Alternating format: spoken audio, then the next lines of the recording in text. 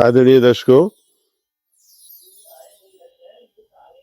अभी अगला महीना जैसे ही शुरू होता है तो 3 तारीख को पूर्णिमा है होलिका दहन की, अर्थात फागुन का माह है उसमें पूरा हो जाएगा और चैत्र मास अगले दिन से लगता है, जिस दिन बसंत ऋतु खिलती है। पूरा बसंत राज उस दिन यहाँ उपस्थित होते हैं।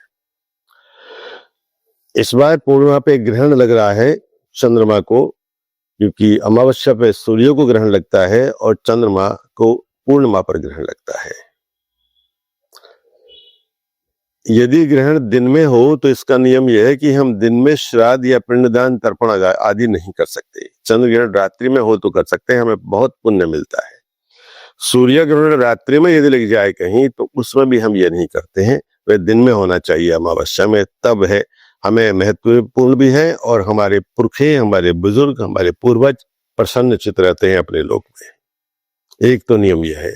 दूसरी बात यह है कि यह दूसरे त्रिकोण पर आने वाली सिंह राशि में पड़ रहा है और पड़ रहा है शुक्र के नक्षत्र पूर्वा फाल्गुनी में।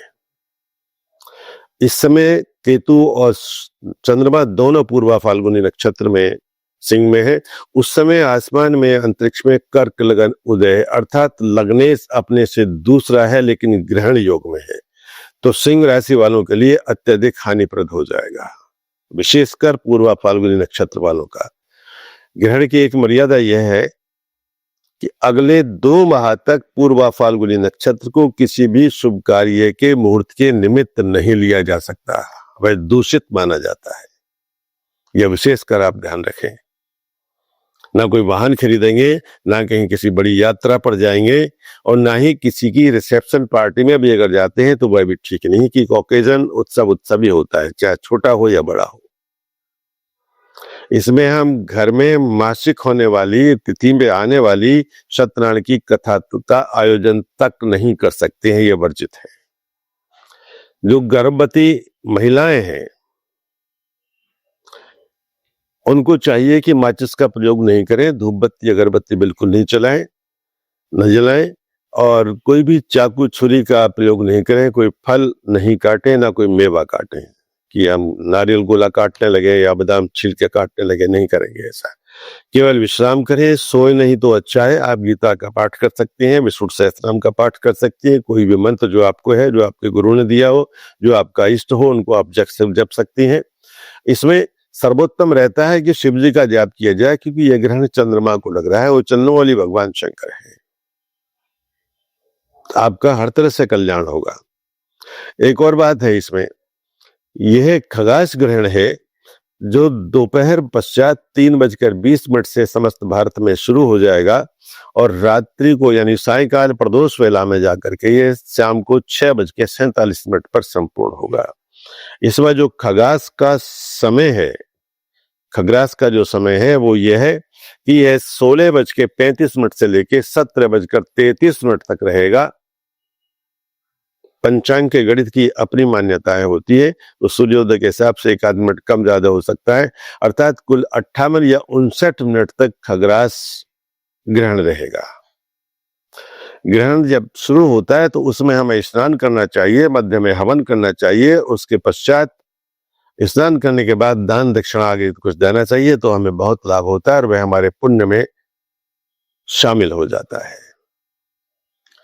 ये इस ग्रहण की बात है। अब ये किन राशियों के लिए अच्छा होगा, किन के लिए नहीं होगा, संक्षिप्त में मैं आपको बता देता हूं। अधिकतर तो केवल 2 राशियां ऐसी हैं जिनके लिए ये ठीक होगा। एक राशि है इनमें वृष, दूसरी है मिथुन और तीसरी राशि आती है तुला। अब आप देखिए, मिथुन राशि सिंह राशि से 11वीं पड़ती है और तुला राशि तीसरी पड़ती है।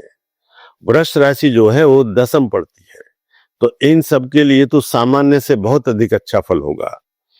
सिंह राशि के लिए पहले ही मैं निवेदन कर चुका हूं कि वह ठीक नहीं है, और विशेषकर पूर्वा फाल्गुनी नक्षत्र के लिए कर्क लगन से 8म भाव में 4 ग्रहों की युति आती है, जिसमें सूर्य, बुध, राहु और मंगल है। मंगल जो 5म स्वामी है वह जाता है और राहु के साथ, उस समय राहु और सूर्य दोनों शतभिषा नक्षत्र में है। 3 तारीख को भोर में मघा नक्षत्र पितरों का उदय है, जिसमें चंद्रमा चौथे चरण में होते हैं, और जाके जब पूर्व फाल्गुनी शुरू होता है तब ग्रहण शुरू हो जाता है। इसके सूतक प्रातः 6:20 से ही लग जाएंगे। 12 घंटे का मिनिमम सूतक होता है, और ये सूतक जाएगा शाम को 6:47 तक, अर्थात 12 घंटे 27 मिनट तक का ही सूतक जाएगा, आप ये मानिए। तो इसमें बालकों को, रोगियों को और वृद्ध लोग जो है, जो शरीर से कमजोर है, क्षीण है, वो तो खाना खा सकते हैं, दवाई ले सकते हैं, हल्का फुल्का ले सकते हैं, लाइट लिक्विड ले सकते हैं, द्रव्य ले सकते हैं। बाकी किसी और को, स्वस्थ व्यक्ति को भोजन करने का अधिकार नहीं है। अपने खाद्य सामग्री में, अपने फ्रिज में सब में आप कुशा के पत्ते डाल दें, अथवा तुलसी दल डाल दें, या फिर बिलपत्र रख दें। इन सबको दोष नहीं लगता है। एक और निवेदन कर दूं, जब यज्ञ ग्रहण के बीच में होता है तो ग्रहण में पूरी पृथ्वी का जल गंगा जल हो जाता है। आप अपने घर के जल में जो है उसमें स्नान कर सकते हैं। आपको सकल तोयम गंगा जलम समन, यानी तमाम जल जो है वो पूरा का पूरा जल पृथ्वी का गंगा जल के समतल हो जाता है। तो आप गंगा जल से ही स्नान कर रहे हैं, घर में स्नान नहीं कर रहे, ऐसा मान लीजिए। एक और बात है जो विशेषकर आपको कुछ कहीं आपने सुना नहीं होगा या किसी ने बताया नहीं होगा, यदि किसी महिला को उनका मासिक धर्म चल रहा है, रजस्वला है, तो वो इसमें यज्ञ कर सकती हैं, पति के साथ बैठ सकती हैं, पुत्र के साथ बैठ सकती हैं, उन्हें दोष नहीं लगता, यह दोष मुक्त विधा है, यहाँ पे कोई दोष नहीं लगता। राहु का दर्शन जब होता है अंतरिक्ष में, यही राहु का दर्शन, छाया हम देखते हैं तो छाया ही माना गया राहु गुरु को, यहाँ छाया दिखाई देती है, उस समय उसको निवेदन करना चाहिए, उसको प्रणाम करना चाहिए, और उसमें हम दान करते हैं तो राहु का भजन, हरि का भजन बहुत अधिक लाभदायक रहता है, बहुत अधिक लाभ करता है, जो अगले ग्रहण तक आपके पास धरोहर के रूप में काम करता है, आपके अंग संग रहेगा, आप सबको रहेगा। शेष राशियों में यह होता है, किसी को अत्यधिक भय मिलेगा, चिंता मिलेगी, पुराने केसेज उभर के आ सकते हैं। जैसे अष्टम भाव पंचम से आता है, यानी चंद्र ग्रहण से, चंद्र राशि से अगर हम पंचम देखते हैं तो धनु राशि, और उससे ठीक तीसरे में जाते हैं तो भाइयों की हानि हो सकती है। चौथे में शुक्र और शनि है तो कुछ उनको अच्छा हो सकता है मीन राशि वालों को, लेकिन बहुत अधिक नहीं होगा, 50-50 है यहाँ पर, क्योंकि चंद्रमा से अष्टम जाती है मीन राशि, और अष्टम भाव की त्रिक संज्ञा है, त्रिक का लाभ कभी ठीक नहीं होता है। एक और भद्र महिला थी, उसने पूछा था, जो केंद्र योग की हमने पत्ती डाली थी, उन्होंने पूछा कि मेरे लग्न में, सिंह लग्न में ही केतु और बृहस्पति हैं, और पंचम में चंद्रमा अकेले हैं, तो क्या मेरा केंद्र दोष होगा या नहीं होगा? मैंने कहा बिल्कुल होगा, और आप सुन ले आप ध्यान से, बाकी और के भी कई प्रश्न ऐसे आए थे। ब्लॉटिंग पेपर कोई एक क्वालिटी है, विशेषता है कि वो पानी को, गंदी स्याही को सोख लेता है। तो बृहस्पति बहुत अच्छे हैं, तो केतु की गंदगी उनमें समा जाएगी, इसलिए वो शुद्धता, पवित्रता नहीं रहेगी, वो शुभ फल बृहस्पति नहीं दे पाएंगे जो दे सकते। उनकी दृष्टि में दोष केतु के कारण हो गया, इसलिए केंद्र दोष समाप्त नहीं होता, बना रहेगा। ये भ्रम अपने पास से दूर कर दें।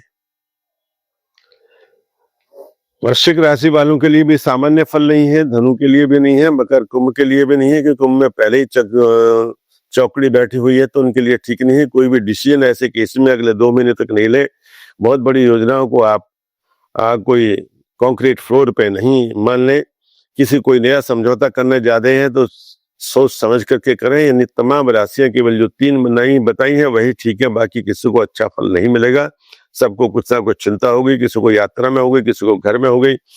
एक और बात कहीं, अगर झगड़े बढ़ जाते हैं घर में, क्लेश बढ़ जाता है, तो आप श्री कृष्ण का प्रणतः क्लेश नाशाय वो वाला मंत्र आप कर सकते हैं, या यादि विसर्वभूतेषु शांति रूपेण संस्था नमस्तस्यै नमस्तस्यै नमस्तस्यै नमो नमः, ये आप करेंगे तो ये आपके घर में सुख शांति का आयोजन कर देगा, स्थापित कर देगा। ये बात आप मानिए। इस वीडियो को मैं यहीं पूरा करना चाहता हूं।